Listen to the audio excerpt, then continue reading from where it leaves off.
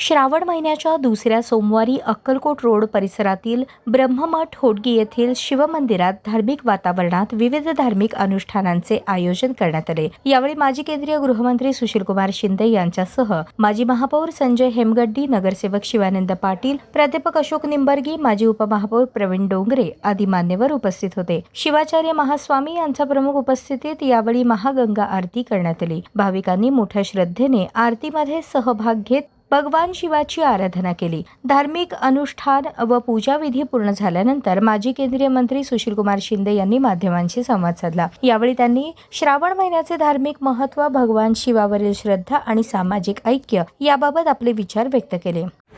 पूर्वी लहानपणापासून श्रावणी सोमवार पकडत असे।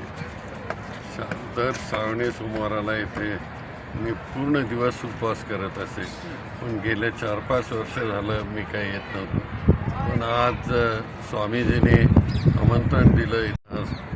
आरती झाली, माझी मुलगी प्रणिती शिंदे ती पण आलेली होती।